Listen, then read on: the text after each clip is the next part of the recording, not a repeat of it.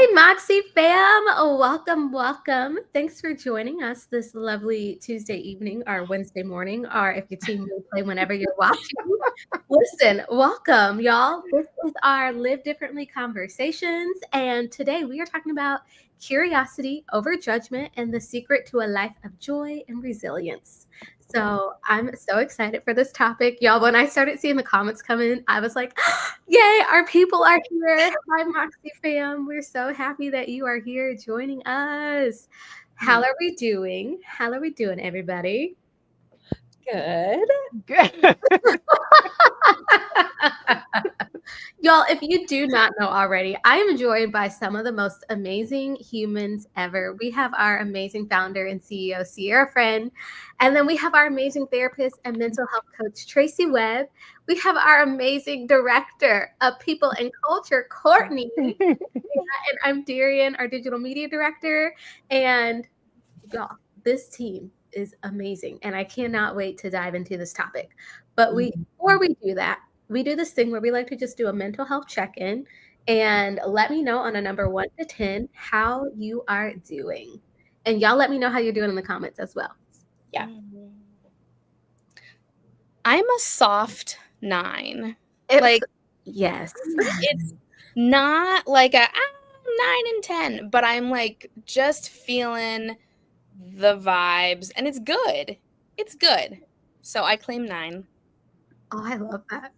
That's beautiful. It is. It's A the soft spot. 9. And it's a soft 9. It's like it just You want to hug it. I know. I don't even know how to rate myself. I told the girls before I came on, I'm like, you guys, if I cry tonight, then like it's probably just gonna happen. It's one of those times where I could be talking to someone, they could tell me like a meaningful story, and I will just burst into tears. And it's been like this for like 2 or 3 days. And I think it's a good thing. Like it's a good thing because what's the quote? Live to the point of tears. I don't remember who it was that said that, but I feel like I'm like waking up to life in new ways that I haven't, and I'm present in ways that I haven't been in a long time. And the way that I process emotions is through tears. And so anyway, if I cry tonight, it's just the thing. But overall, I would say I'm like a 6. I would say I'm a 6. Yeah. The crazy thing is when Sierra had shared that, I was like, me too. Like, I don't know. And it's crazy. I'm like, maybe it's just, I mean, because our birthday's literally on the same day. So maybe like something to do with that. But but I'm feeling emotional because I just feel like I'm in like a growth season and I'm feeling the growth and the stretching of that. And so, Courtney, I love that you said a soft because that I'm feeling like a soft 8. Like, now you're gonna get sick and tired of it because I'm gonna be saying that all the time. I'm a soft this, I'm a hard this. Yes. Let's change it. Yeah. What about you, Tracy? Ooh, I'm a hard 9. Yeah. My cosplay is coming together. I first put the headpiece on maybe a week and a half, 2 weeks ago, and was almost in tears because all the way up to that moment, I was fighting it. Like there was that little voice saying, "You shouldn't do this." Right? You shouldn't do this. You're too old. You're not athletic like Wonder Woman, right? So all those voices, but I'm like, nope, nope, nope. And I put the headpiece on, and I went, oh, "Holy smokes!" Now I'm excited. So I'm thrilled. So happy. So. Yeah, I'm a hard 9. I love that. Talk about living differently, Tracy. I love that. Seriously. Yeah. Oh, It'll be huge. It'll be a huge deal on Saturday when I put the whole thing together and talk about outside my comfort zone in a huge way, but in a way that is thrilling. So I'm excited. Mm-hmm. I agree. Tracy, you are the embodiment of Thank Wonder you. Woman. Yes. Thank you. Are we ready to dive into tonight's conversation? Yes.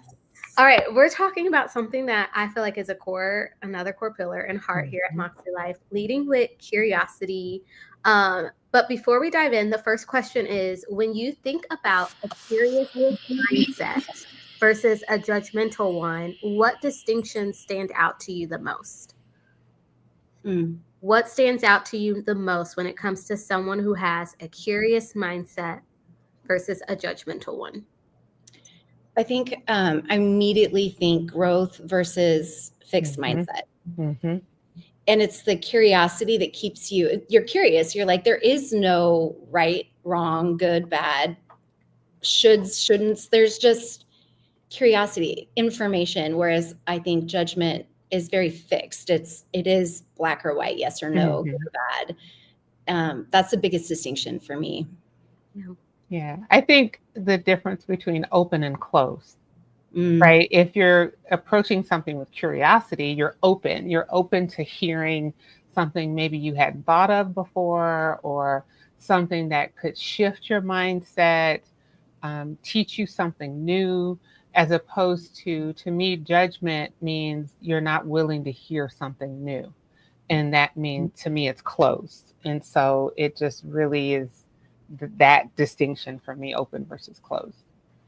Yeah, I totally feel that, because when I think about curiosity, there is this sense of you're willing to sit with things, right? It's not like closing the door on that. Just like you said, it's open to just like experiencing whatever it is, and then moving on from there, instead of like just saying, nope, I'm not going to deal with this. Yeah, I like that. Oh, I love that. When I immediately thought of I just thought of playfulness. When I'm curious, I'm a little I'm more open to playing, versus kind of sticking in like confining and limiting a little bit. So I just every time I just always associated this curiosity with a sense of like wonder and playfulness. Yeah. That made me think of the word hope too. Like when we're in curiosity, there's this sense of, even if whatever it is not like, if we decide it's not good, there's still hope that there's something in it for us, that like, there is a learning something. And that kind of goes with the joy. Like we entertain the thought that there's something, there's play, there's something there. Yeah. I also think judgment to me is fear-based, and curiosity is more trust. And it's like, yeah, when I think of when I'm in a place of judgment, for me personally, it tends to be powered by fear, usually of the outcome or something along those lines. Whereas when I'm in a space of curiosity, I trust that it's going to work out, or it's okay, or I'm okay, or they're okay, or it's okay. Like, I don't know. There's the flow versus force. Yeah, you said that, and I got this picture of like when I'm in a curious state, I see all these different paths. But when I'm in a judgmental state, I just see one way. Right. Yeah. Yeah. It makes me think of children too. When you said trust, it made me think that, to me, that's why children are so curious, right? They trust no matter what outlandish thing they ask, because it's not outlandish to them. Yeah. There's a trust there for them to say, why does your hair look like that? Right? There's no negative for them. It really is just pure curiosity. And to me, that's like how children are. And so that's what came to mind when you said that. Yeah. And I feel like society doesn't reward us to maintain that sense of curiosity at all. It's like, nope, here's the rules, and if you play good, you're good. If you don't, there's judgment to be found. And pretty quickly. Yeah. And it's kind of crushed at a young age when you think about it too. Yeah. Like I never thought about that. See? Yeah. The next question that I wanted us to ask is, can you share a moment where in your life you led with curiosity instead of judgment, and how that shifted your approach to a challenge or even a goal? I think for me, it's every time I'm around people that has been something I've really tried to embrace, is whenever someone's doing something that irritates me or is just not how I would like it to be, I've tried to train myself to first, like, ask, like, why? What could be going on with their day? What makes them think or act this way? Like, literally, that's what goes through my mind every time I'm driving. I'm like, "Okay." And it's not, like, foolproof, but I feel like it's completely changed how I see other people, because then there's that hope there, that trust, that possibility that what I'm experiencing in that moment isn't all that they are, that there's so much more depth. And that's really, that curiosity with people has really shifted, I mean, my entire outlook with others. So I'm really thankful for that. That's Yeah. good.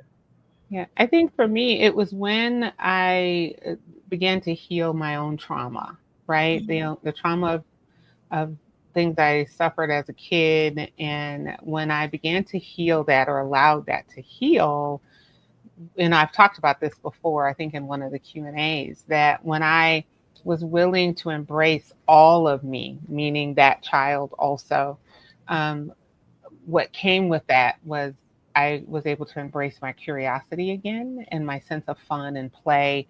All of that was housed within that little girl version of me that I was keeping locked away, because she also held my hurt too, right? So I was avoiding the hurt, but I was also avoiding some good stuff. And when I healed that area and opened the door, it's like, whoa, there's my curiosity. And so it's again, for me, it's attached to play. Being curious is attached to play for me. And so it's fun to be curious and to ask questions. And I'm the person that walks in a room, and if there's some object on the table, I'm like, what is this? What do you do with it? And how do I use it? Can I turn it on? Right. Like, I'm that weirdo who's really curious about what is that fancy thing right there. Right. And so I was able to embrace that even more once I was willing to heal. That's so good. It is really good. When you said that, the first, I had a word pop up in my head, and I hadn't thought of this before, but I thought, I don't know why, but the word peace came for me, and I thought, you know what, that curiosity is how I find my peace. And I want to bring it back to goal setting, because I think that was probably the first time talking about play, and why this has been such a pillar or staple for me when I created Moxie Life, was when I first sat down and I first started doing goals. I was very like, I'm like, I learned all the ways you're supposed to set goals, and, never give up on them. And if you don't do it, then, it's failure. And then what do you do with that? And like, I did not enjoy the process. And I don't even know at what point I started to approach my process a little bit differently, where I started to see everything, and what I talk about with everyone here. But it's like, when there's anything that happens, good, bad, anything in between with your goals, or what you set out to achieve, or what you truly desire, it's just information. But when you come at yourself and your growth and what you're doing with judgment instead of curiosity, of like, what is this information telling me? How do I use this to become better, or to make my decisions better, or to pivot? In the ability to do that is the difference between being really hard on myself and finding peace with my process. And I felt like it was when I started setting goals where I really got to play with the difference between judgment and curiosity, because I could do it in my own time. There was nobody witnessing what I was writing down on my pages. Nobody was coming along and judging. And so I had to learn not to judge myself. And in my reflections, I started to realize how hard I was on myself when things wouldn't happen. And I'm like, I don't like this relationship. This doesn't feel good. And so somewhere in there, I don't know, I started to have more of that attitude of like, well, wait, what is this telling me? And how can I use this to direct my path in a more loving, honoring way? And so anyway, I would just say with goal setting, I genuinely think that that's where I really started to play with it. Yeah. Because when I think about goal setting before, it was play and goal setting never would have went in the same sentence. It's like, you know, you do it like this, you do this formula, and it has to be measurable and actionable. There was no, is this fun? Do you enjoy this? Like, do you actually want to do this goal? Like, it was very sterile, if you know. And I think, you know, with curiosity, there is a playfulness and a funness to it. And that's, Yeah, if 1 week I want to try cross stitching and then I'm like, heck no, don't like that. And I want to try, you know, I don't know, clay modeling the next week. And I go with, you know, I take that and that becomes my next business idea or not. It doesn't matter because I'm playing. It's like I'm being curious with my life. I'm being curious with myself, with the world around me, with my relationships.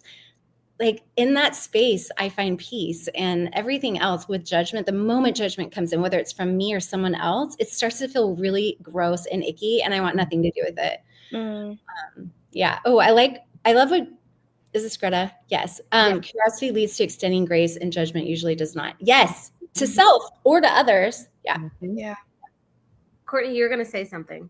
Yeah. No, when you said that, what I was thinking too is we were just, Darian and I were just talking about weekly reflections and actions earlier today. And for me, I know the headspace I get in when I do or do not feel like I have wins. I do or do not feel like I have things that are working and things that aren't working. But where the curiosity, I've come to practice it, is in the lessons and the adjustments. Because all of a sudden I take this like information and I have to think about it and think about the implications and like what are the obstacles. And I feel like that gets us into some really good like critical thinking that so often we can forget to engage in because we just look at the like base surface level. But we're always like digging that deeper, like why, what does this mean? So I didn't realize you had started to make me practice it that way, but it's like every week. Yes.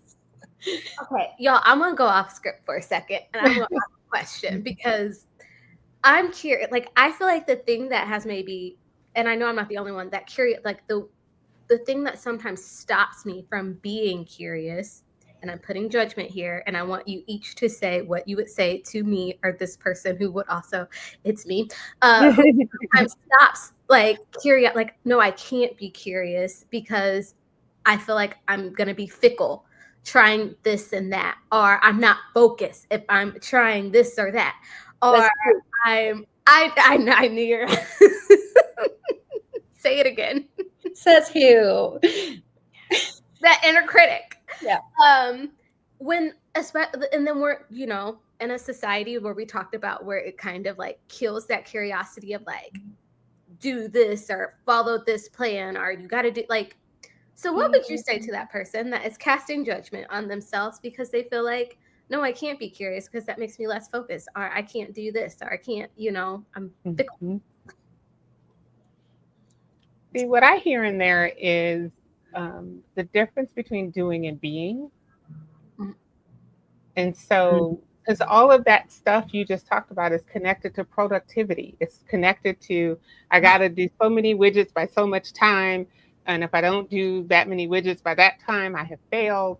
And that's all productivity to me, as opposed to being. Like, what do you want to be? Not how many widgets can you make, but what do you want to be while you're making the widgets, right? And so to me, that's what I hear in there. It's the difference between doing and being. And so I would ask you, what do you want to be? I love that. That's exactly where my head was going. Because I'm like, when you said that, the focus is external as being the most valuable thing in your process. Is focus, is that the most important thing? Yes. Or is your learning and growth and exploring yourself and being playful with your life more important? Yes. But the world doesn't tell us. The world doesn't tell us that. They don't. They don't. And you have to be a rebel to like embrace that. So let us cheer you guys on. We are here for your rebellious stage of being curious instead of judgmental with yourself. I love that because, okay, so my history nerd self was just thinking about like the history of careers and how there was always, I think, especially like early on for me, this idea that you should have one job, and it's going to be the job that sees you from graduation from high school till your retirement. And this whole idea of changing jobs is sometimes looked down upon. And like, who cares? Have the same job. That doesn't mean anything about you other than you want to be in that job. Or don't stay in that job. It means nothing about you other than something else happened and you needed a different job. Like, there's no right or wrong way. And like, but it's ingrained in us from such an early stage. I mean, it's not just our jobs, it's everything, right? Stick with one hobby. Well, oops. Yeah, because if you don't, you're wasting money, or you're wasting time, or you're wasting resources. And how can you try this? You didn't stick with it. So why should you do this next thing? Because you only did the other thing for a week, right? And so, yeah, it's very much. And I used to work at a college, and, students would come in as freshmen. Yeah. And the counseling process was, what do you want to be? What's the career you want to do? Well, what 18-year-old knows what they want to do the rest of their life? Yep. Like, so I started asking people, what do you feel like you want to do for the next 2 to 5 years after graduation? Just 2 to 5. Where were you when I was in college? Look, I'm saying, where was I when I was in college, right? Because how much money did I waste? And I'm not saying that truly not as a judgment of me, but a judgment of the system that doesn't allow us to be curious and to dabble a little bit here. And I get it. I get that college is expensive. Don't get me wrong. I understand that college is expensive. But, this idea that we're supposed to know at 16, 17, 18 years old what we're going to do with the rest of our lives, that's ridiculous. Utterly ridiculous. And so, but you're right, Court. That's what's supported. That's what's told to us at a very young age. Little kids, what do you want to be when you grow up? I don't know, alive? I don't, what? Like, yes. Yeah. And how many of us feel guilty when we don't finish a book, And so we like suffer through those books that we're like done with, but we have to finish because you finish your books, you finish the food on your plate. No, why? Who cares? Like, I will DNF a book in a minute. I love that you brought up that example, because when I was deep in therapy and I was really undoing and deconstructing all of the shoulds in my life and how I was supposed to do things, one of my biggest shame moments were around all the books, because I loved collecting books. I had way too many books, way more books than I could ever read in a lifetime. And while I loved it, it also brought a lot of like shame. And I was always like, oh, I never finish a book. And I remember talking to my therapist. I had a whole session, maybe more than one, about not finishing books. And you know what he said? He said to me, did you read what you wanted to read? And I'm like, yeah. And he's like, perfect. You got what you needed to get. And I'm like, it's that simple. And he's like, why not? Who cares? And I'm like, oh my gosh, why do we make things so hard on ourselves? Right. Yeah. And then now I'm like, oh, what is it? DNR? DNF. DNF. That's right. Yeah. Yeah. Do not resuscitate. That too. Yeah. Yeah. It's like, I remember, and I made a joke one time. I read the whole book, but I was like, oh, it was like, I've read, 3.5 Habits of Highly Effective People. Not this, I didn't get to all 7, but it was like kind of a joke. I would like make a joke about how I was really good at reading half of self-help books, but not the whole thing. And now I'll pick up a book and I'll pick up the chapters and only read the chapters that I like or that speaks to me. And then I let the rest go. Cause then I'm like, wait, why do I need to stay committed to something that like I didn't necessarily choose, or I don't, choice is always there, whatever. Anyway, I love that example. That's a good example. And I'm loving this conversation. I'm literally going off script. So thanks for going on this ride with me. So Tracy, you said, like you were working with college students at one point, and Courtney, you mentioned like, this is the messaging we're taught when we were younger. So my question is, if we were to go back to our younger selves, what would we tell them? Like, what question might we encourage ourselves to ask more? Again, I would look at, what do you want to be? Not so much what do you want to be career-wise, but what Like, I encourage people to fashion what they call, and this is reference to work, but I think it could work for anything, their perfect work day. And I would tell them, don't tell me the job. I don't care about the job. I want to know the details of your perfect work day. What are you wearing? Are you inside or are you outside? Are you with people or are you working alone? Um, are you using tools or are you using your brain? I would just ask them to fashion for me if they could, magic wand a perfect work day. What does it look like? But skip the title of the job. So, like for me, I'm a prissy thing. I don't want to work outside. So I knew I needed to work inside. I wanted to wear pretty clothes when I work. I don't do well working by myself. I do a little bit, but I would prefer to talk to people. And so when I think about that, I'm doing the job that fits what I see as my perfect work day. So it could be the same. What does your perfect relationship look like? What does your perfect hobby look like? Forget trying to tell me, oh, Tracy, golfing is my perfect hobby. Okay, that's great. But what does it look like when you're doing your favorite thing and that just feels good? What does that look like for you? And then you figure out what job or what relationship or what hobby fits the picture you just painted. And then it gets a little easier at that point. I love that. I wish I had you when I was Me too. Oh. use that Yeah. messaging. Yeah. That's so good. And Yeah. I'm a millennial here, and we love labels. We love labels, and we're taught this box and this and you're saying no, like forget the label, forget the job, like tell me, focus the experience. Experience. I want to experience. Exactly. Yeah. What does the Mm. experience of your perfect workday feel like, look Wait, like, I lost you smell for a second. like? Can you guys hear Tracy? Uh-oh. Yeah. Okay. Okay. And so what is that, tell me the sensation of that day, right? And then figure out what fits that image, and then you might get a little closer to finding the thing you really want to do. But it starts with, well, what do I want my day to look like, right? Yeah. And so That's good. I love that. makes it more fun too. Yeah. I feel like I would tell, I'm sitting here, all these things are going through my head, but I really would encourage young me to question everything. Mm-hmm.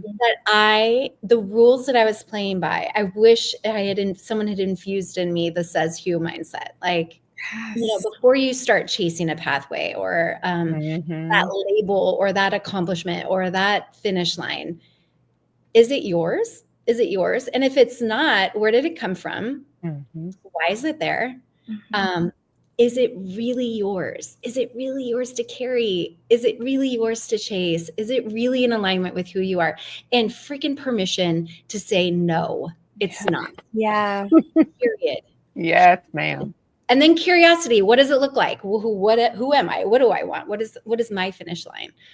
Because I spent a lot of years and a lot of time beating myself up trying to do what I thought I should do or be who I should be. And I have a lot of reverence for that part of myself, but I also wish somebody would have come along and been like, no, you don't need to do all that. Mm-hmm. Yeah.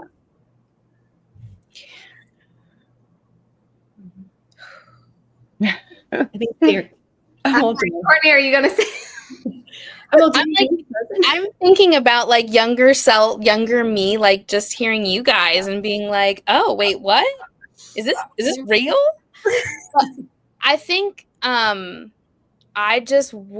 think I would go back and tell myself, no matter how it ends up, you're gonna get to the next step or you're gonna figure it out. Because so much of my hesitancy for being curious and trying new things was rooted in a fear of making the wrong decision or making a mistake, and just empowering myself that like maybe it'll end up how you want or maybe it will, like who knows, but you're gonna be okay.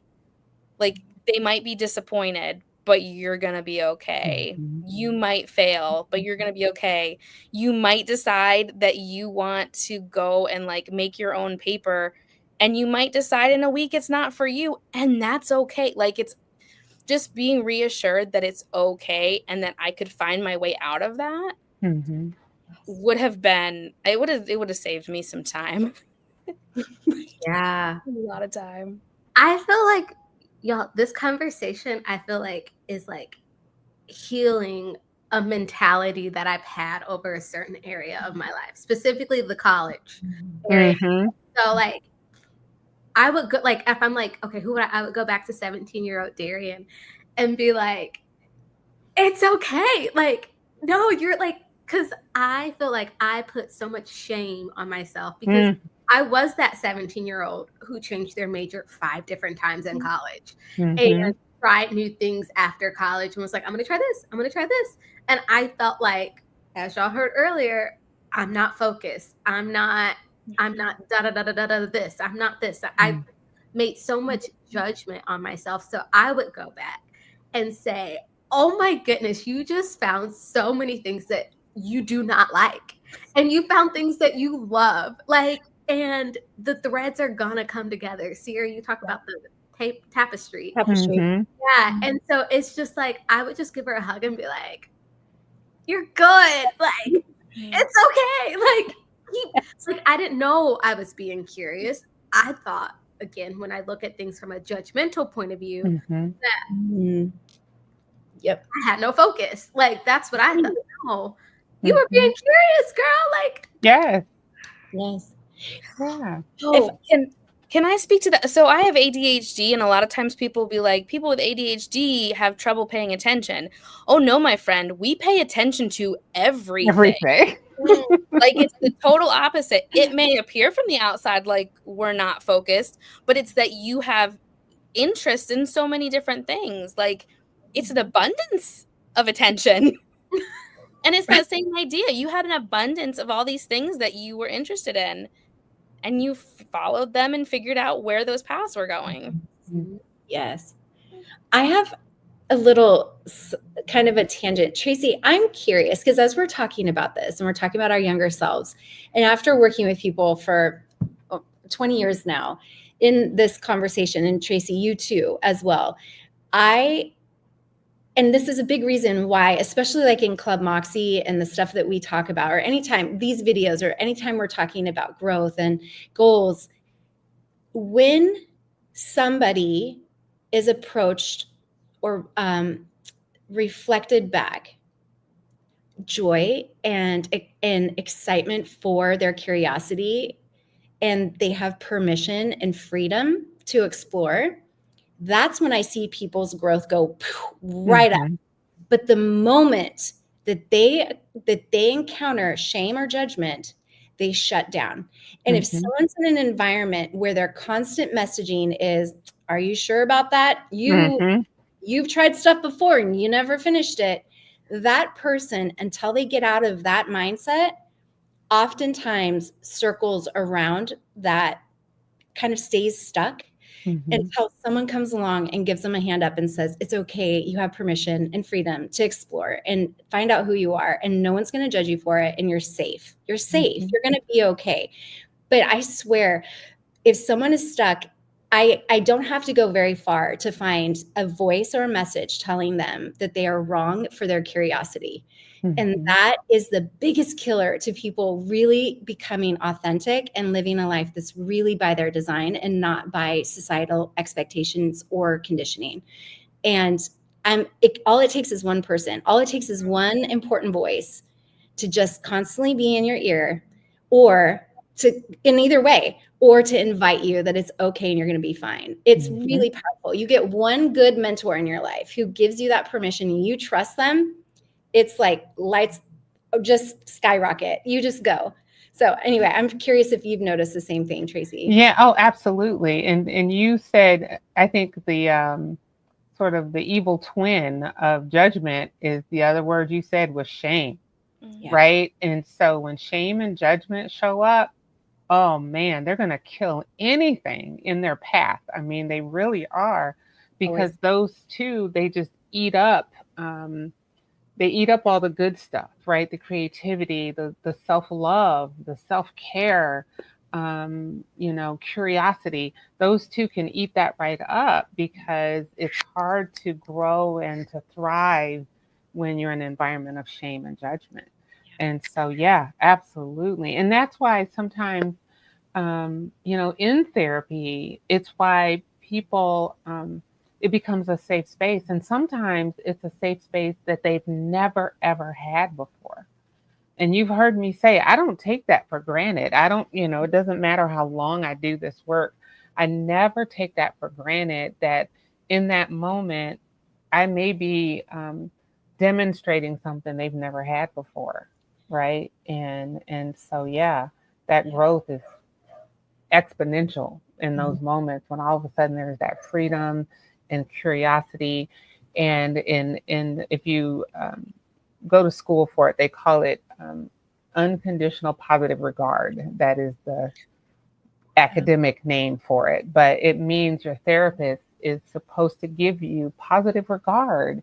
And if you can't do that, you're not supposed to be in that field because that's what allows people to grow and encourages it. Yeah. Mm-hmm.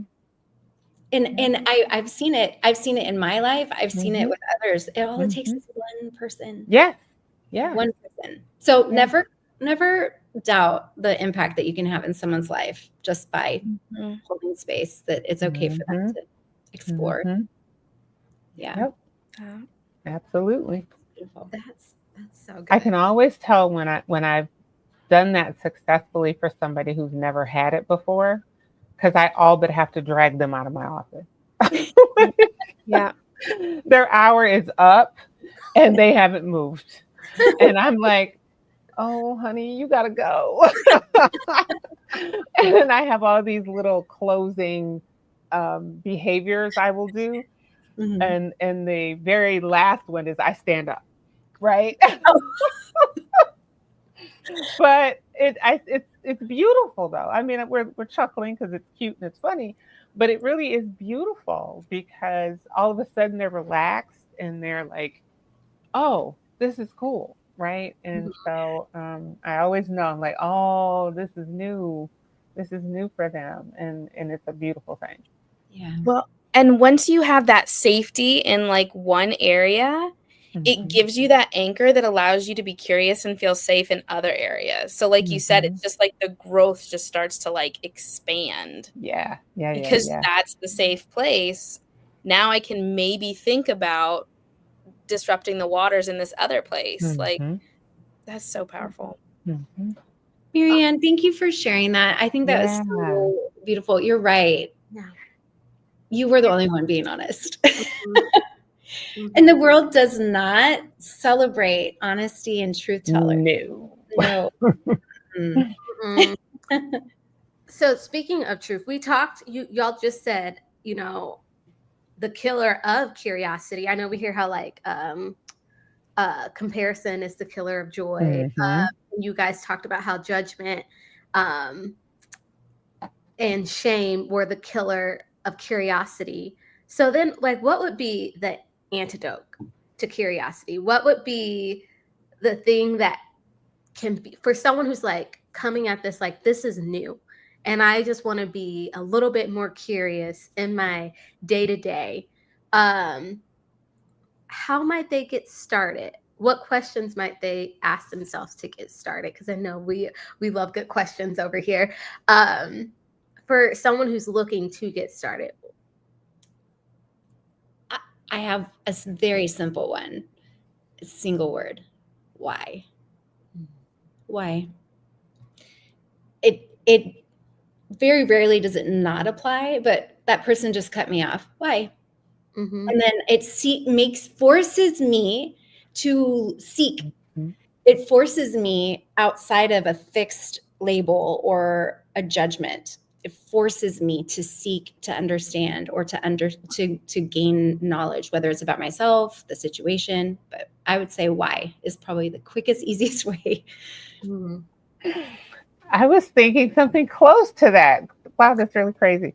I was thinking what? I was thinking, what do I want to know? What do I want to know? What Mm. like what do I want to know? Is it about something I want to know about me, about somebody else, about the world, about a topic I'm curious about or I want to be curious about? What came to mind for me is I love what do that. I want to know? Yeah, mine was why. I mean, I wonder why Yeah. is kind of what I go back to. It's that same idea Mhm. of just what's one Yeah. layer deeper. And Tracy, you've talked about the 5 whys before as a way of Mhm. like figuring out what's motivating like our goals, but I feel like that Mhm. also can help us with other people too. Mhm. You know, I Mhm. wonder why Mhm. they were doing this. Well, I wonder why they, just goes on and on. Mhm. Yeah. What Yep. was the 5 whys? Was there like a You you ask yourself you ask yourself 5 whys. So I don't want to go to the party. Why? Because I'm tired. Why? I didn't sleep well last night. Why? Mm. I was up worrying about something. Why?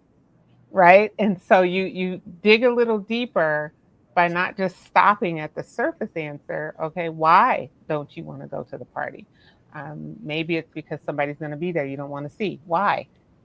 Right? And usually by the time you get to the fifth why, you've gotten to the core of what's really going on. So maybe it wasn't about the party at all. It was about, what you felt somebody was going to think about you at the party or something like that. But yeah, the 5 whys is you keep asking why till you can get to an answer that really is the core of the problem.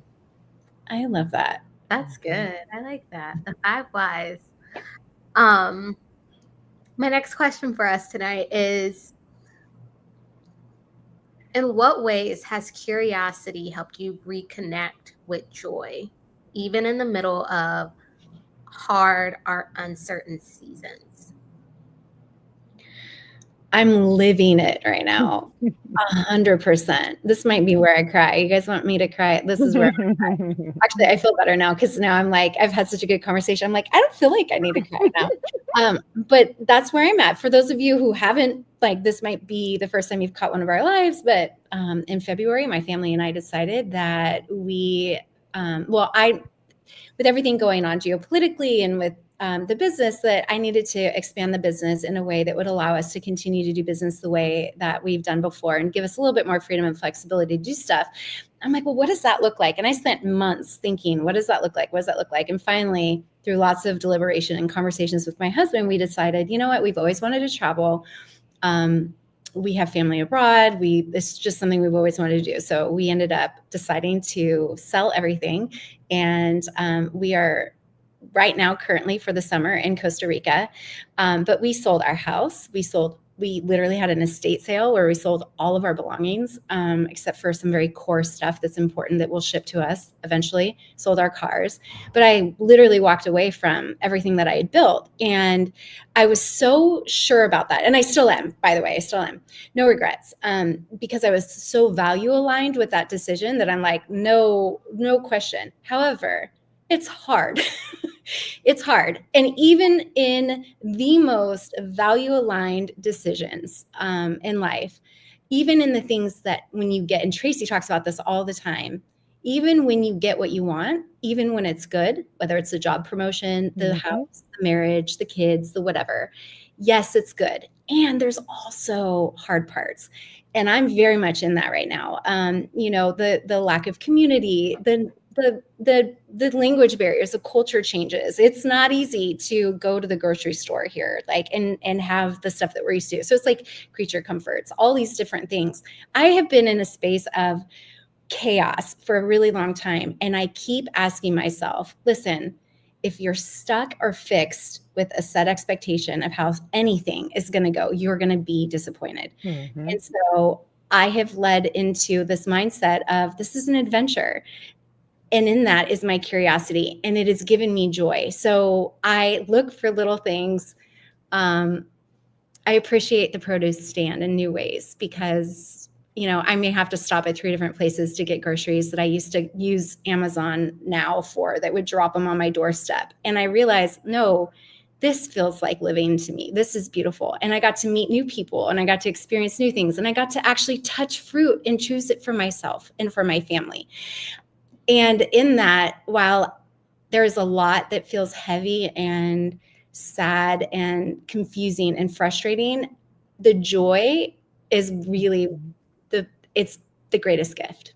So a little bit of a tangent, but I'm living it right now. That wasn't a tangent. That was perfect. Yeah. Curiosity is getting me through the hard parts for sure.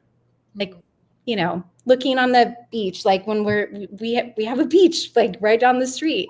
When I'm walking on the beach, I'm curious, which shells are there here? I've never seen before. There's hermit crabs. We didn't have hermit crabs in California. Like, I just love it. And it's those little things that just feel like magic, little glimmers. So, yeah. Love it. That's good. Like for me, when hard times come or when I can lean into that curiosity, I'll ask myself, what is the thing I'm supposed to gain from this experience? Is there a lesson I'm supposed to learn? Is there an area I'm supposed to grow in that maybe right now I'm not fully grown in and I need to grow? Is there a lesson I'm going to learn that I'm going to use later? Like maybe the lesson isn't even for today. It might be for tomorrow or some other time. Or maybe I'm supposed to learn this to help somebody else, right? So I have an experience and then I encounter somebody with a similar experience. Oh yeah, I've been through that, right? And so that's where I lean into it is I might have like a temper tantrum for the first 2 minutes, but then my next thing is, okay, what am I supposed to gain here? There's something to be gained. What is it, right? And so that really helps, especially when those tough times come, because it gives it there's a different spin on it. If you're going through a hard time and you can think there's a benefit in there, that's powerful, right? That's really powerful. That's good. I love that because similarly, sorry, there's chaos in my house. It makes things it makes them complex. They can be both and. It doesn't have to be, yes, honey, everybody's on the screen. I love it. It can be both joy and not joy at the same time. And for me, I can tend to be that all or nothing mentality. And so it allows for not just people, but situations to be complex. And it allows for things to just be without me having to categorize them. I can just experience them. And that's a huge gift. Yeah. There's an old group that I grew up listening to because my mom had their music, and it was Frankie Beverly and Maze, and they sing a song called Joy and Pain. And the lyric is, joy and pain are like sunshine and rain. Like, yes. Okay, I'm back. And so that's really what you just said. That's what came to mind, Court, is like these things happen to us, and they are joy and pain are like sunshine and rain. We need both of them. You can't get flowers without both, right? And so that's what came to mind when you said that. Yeah. Oh, I'm gonna blast that song after. Look, I just said, I think I need a Frankie Beverly and Maze moment tonight. I think I need that.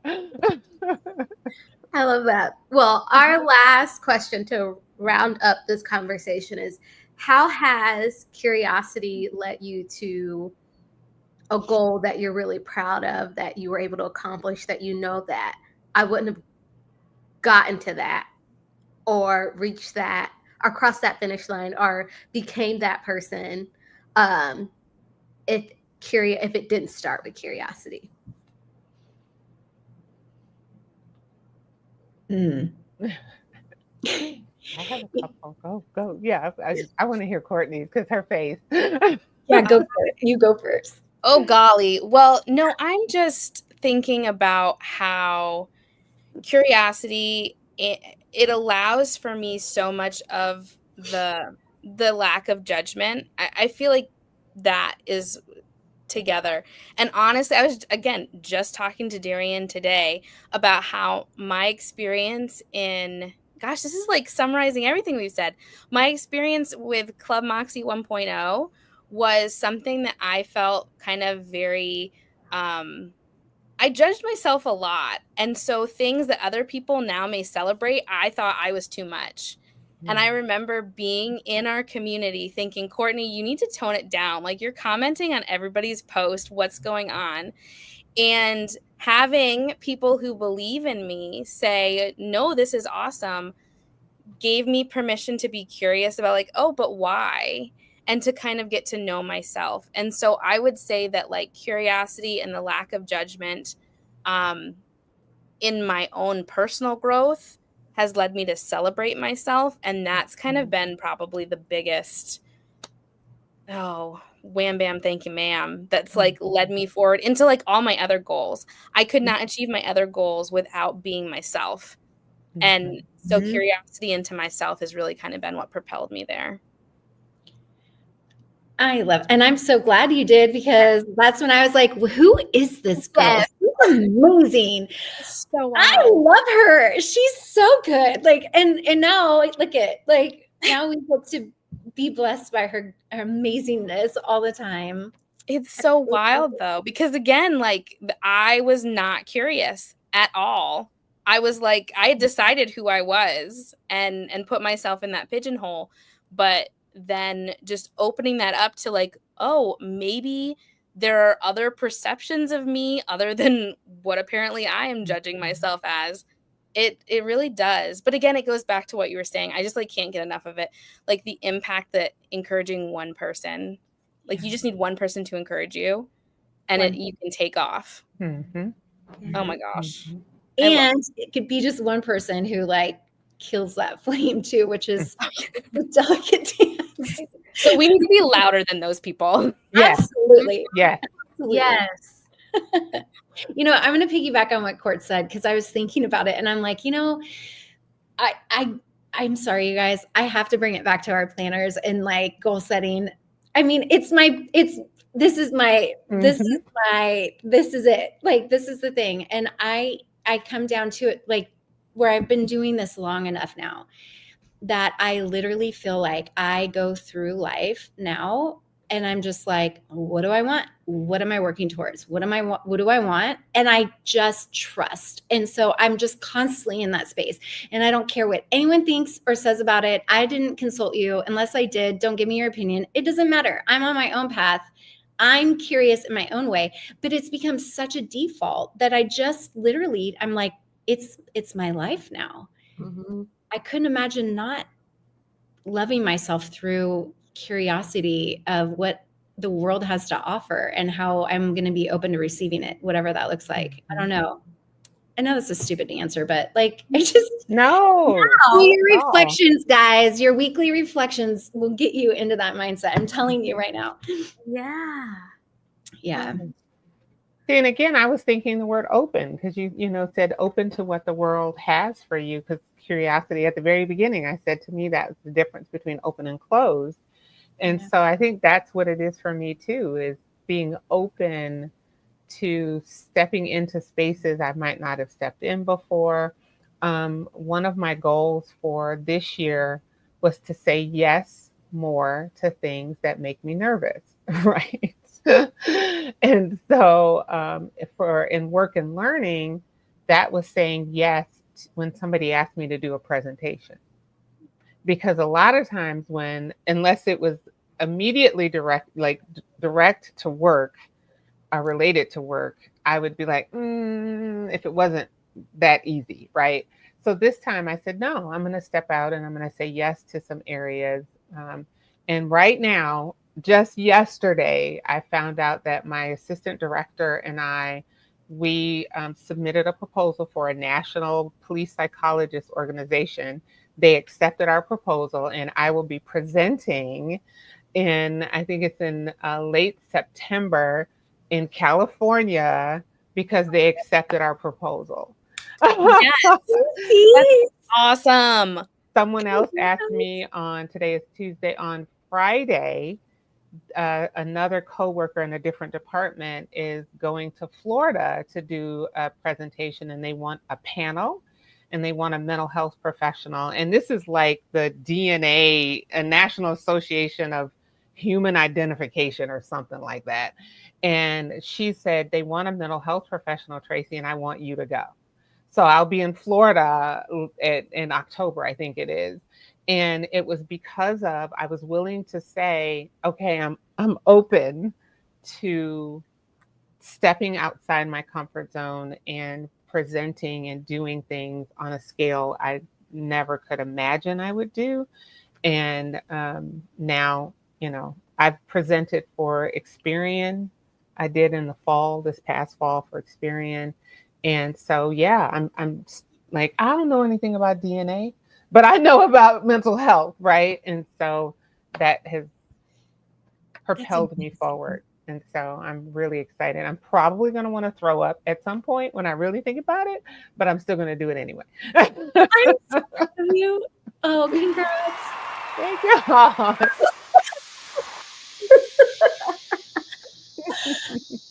love that. Oh, I love that. And just the one thing I love about curiosity is that curiosity, for me personally, it's brought so many things back around, and it's just shown those common thread. Like you really do learn so much more about yourself. And I love this topic tonight. Yeah. I want us to end our conversation, and I want you to fill in the blank. I want us, and I can't wait to hear it in the comments, but I want us to say, I am choosing curiosity over blank. It's going to look different for all of us. For me, I'm going to say, because this really struck a chord when you said it, but I am choosing curiosity over shame. Yes. Love it. Yeah. I love that. My answer popped in immediately. Go ahead. No, you. Mine jumped in right away. Fear. Curiosity over fear. I'm going to say, two came to mind: worry and stress. Just, lots of changes. Yes. I love that. I'm choosing curiosity over judgment. Yeah. I love that. Oh my goodness, y'all. Thanks so much for coming and having this conversation. Thank you. If you were here live, if you're catching the replay, we want to hear what you are choosing curiosity over.